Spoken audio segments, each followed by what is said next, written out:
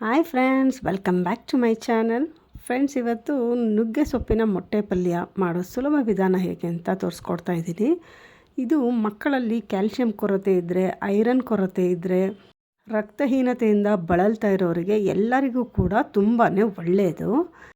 ಮಾಡೋ ವಿಧಾನ ಹೇಗೆ ಅಂತ ನೋಡೋದಕ್ಕಿಂತ ಮುಂಚೆ ಹೊಸದಾಗಿ ಯಾರೆಲ್ಲ ಚಾನಲ್ನ ನೋಡ್ತಾ ಇದ್ದೀರಾ ಈಗಲೇ ಸಬ್ಸ್ಕ್ರೈಬ್ ಮಾಡಿ, ಬೆಲ್ ಐಕಾನ್ ಟಚ್ ಮಾಡಿ, ವಿಡಿಯೋ ಇಷ್ಟ ಆದರೆ ಒಂದು ಲೈಕ್ ಮಾಡಿ. ಬನ್ನಿ ಮಾಡೋ ವಿಧಾನ ಹೇಗೆ ಅಂತ ನೋಡೋಣ. ನಾನಿಲ್ಲಿ ಒಂದು ಪ್ಯಾನ್ಗೆ 2 ಟೇಬಲ್ ಸ್ಪೂನ್ ಎಣ್ಣೆ ಹಾಕ್ಕೊಂಡಿದ್ದೀನಿ. ಹಾಗೆ ಒಂದು ದಪ್ಪ ಗಾತ್ರದ ಈರುಳ್ಳಿಯನ್ನು ಸಣ್ಣದಾಗಿ ಕಟ್ ಮಾಡಿಬಿಟ್ಟು ಹಾಕ್ಕೊಂಡಿದ್ದೀನಿ. ಈಗ ಈರುಳ್ಳಿಯನ್ನು ಚೆನ್ನಾಗಿ ಫ್ರೈ ಮಾಡ್ಕೋಬೇಕು. ಇದಕ್ಕೆ ಅರ್ಧ ಸ್ಪೂನಷ್ಟು ಸಣ್ಣದಾಗಿ ಕಟ್ ಮಾಡಿರೋಂಥ ಶುಂಠಿನ ಸೇರಿಸ್ಕೊಳ್ತಾ ಇದ್ದೀನಿ. ಶುಂಠಿ ಹಾಕೋದ್ರಿಂದ ಟೇಸ್ಟ್ ಚೆನ್ನಾಗಿರುತ್ತೆ. ಈಗ ಈರುಳ್ಳಿ ಗೋಲ್ಡನ್ ಬ್ರೌನ್ ಆಗೋ ತನಕ ಚೆನ್ನಾಗಿ ಫ್ರೈ ಮಾಡ್ಕೋಬೇಕು.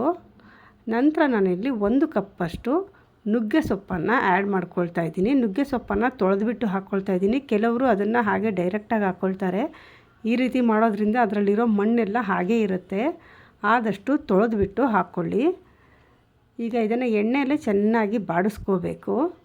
ಸ್ವಲ್ಪ ಬಾಡಿಸಿದ ನಂತರ ಈಗ ರುಚಿಗೆ ತಕ್ಕಷ್ಟು ಉಪ್ಪನ್ನು ಹಾಕ್ಕೊಳ್ತಾ ಇದ್ದೀನಿ. ಉಪ್ಪು ಹಾಕಿಬಿಟ್ಟು ಹಾಗೆ ಚೆನ್ನಾಗಿ ಫ್ರೈ ಮಾಡ್ಕೋಬೇಕು. ಇದಕ್ಕೆ ನೀರು ಸೇರಿಸೋ ಅವಶ್ಯಕತೆ ಇಲ್ಲ. ಆದಷ್ಟು ಎಣ್ಣೆಯಲ್ಲೇ ಇದನ್ನು ಚೆನ್ನಾಗಿ ಬಾಡಿಸ್ಕೋಬೇಕು.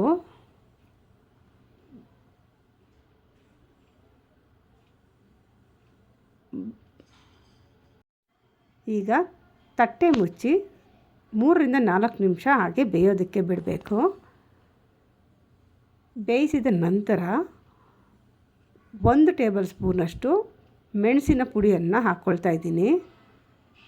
ಮೆಣಸು ಪುಡಿಯನ್ನು ಹಾಕಿದ ನಂತರ ಒಂದ್ಸರಿ ಚೆನ್ನಾಗಿ ಮಿಕ್ಸ್ ಮಾಡ್ಕೋಬೇಕು. ಈಗ ಇದಕ್ಕೆ 2 ಮೊಟ್ಟೆನ ಒಡೆದ್ಬಿಟ್ಟು ಹಾಕ್ಕೊಳ್ತಾ ಇದ್ದೀನಿ. ಮೊಟ್ಟೆ ಹಾಕಿದ ಮೇಲೆ ಚೆನ್ನಾಗಿ ಮಿಕ್ಸ್ ಮಾಡ್ಕೋಬೇಕು. ಫ್ಲೇಮನ್ನು ಸ್ವಲ್ಪ ಹೈ ಫ್ಲೇಮಲ್ಲಿ ಇಟ್ಕೋಬೇಕು. ಮೊಟ್ಟೆ ಪೂರ್ತಿ ಉದುರಾಗಿ ಆಗಬೇಕು, ಅಲ್ಲಿವರೆಗೂ ಫ್ರೈ ಮಾಡಬೇಕು. ಕೊನೆಯಲ್ಲಿ ಸ್ವಲ್ಪ ಗರಂ ಮಸಾಲ ಸೇರಿಸ್ಕೊಳ್ತಾ ಇದ್ದೀನಿ. ಸೇರಿಸ್ಬಿಟ್ಟು ಪೂರ್ತಿ ನೋಡಿ ಈ ರೀತಿ ಉದುರಾಗಿ ಆಗಬೇಕು ಮೊಟ್ಟೆ. ಅದರಲ್ಲಿರೋ ಸೊಪ್ಪಿನಲ್ಲಿರುವಂಥ ನೀರಿನಂಶ ಎಲ್ಲ ಡ್ರೈ ಆಗೋವರೆಗೂ ಫ್ರೈ ಮಾಡ್ಕೋಬೇಕು. ಈಗ ಪಲ್ಯ ರೆಡಿಯಾಗಿದೆ. ಸರ್ವಿಂಗ್ ಬೌಲ್ಗೆ ಹಾಕ್ಕೊಳ್ಳೋಣ. ಸೊ ನೋಡಿದ್ರಲ್ಲ ಫ್ರೆಂಡ್ಸ್, ಇದನ್ನು ನೀವು ಮಕ್ಕಳಿಗೆ ವಾರದಲ್ಲಿ 3 ಸಲ ಕೊಡೋದ್ರಿಂದ ಅವರಲ್ಲಿ ಕ್ಯಾಲ್ಶಿಯಂ ಇನ್ಕ್ರೀಸ್ ಆಗುತ್ತೆ, ರಕ್ತಹೀನತೆ ಕೂಡ ಕಡಿಮೆ ಆಗುತ್ತೆ. ದೊಡ್ಡವರಿಗೂ ಕೂಡ ಇದನ್ನು ನಿಯಮಿತವಾಗಿ ತಿಂತಾ ಬರೋದ್ರಿಂದ ಆರೋಗ್ಯಕ್ಕೆ ತುಂಬಾ ಒಳ್ಳೆಯದು. ಈ ರೆಸಿಪಿ ನಿಮಗೆ ಇಷ್ಟ ಆಗಿದ್ದರೆ ಒಂದು ಲೈಕ್ ಮಾಡಿ. ಇಷ್ಟೊತ್ತು ವಿಡಿಯೋ ನೋಡಿದ್ದಕ್ಕಾಗಿ ಧನ್ಯವಾದ. ಮತ್ತೊಂದು ಹೊಸ ವಿಡಿಯೋ ಜೊತೆ ಮತ್ತೆ ಭೇಟಿ ಮಾಡೋಣ. ಅಲ್ಲಿವರೆಗೂ ಟೇಕ್ ಕೇರ್. ಬಾಯ್ ಬಾಯ್.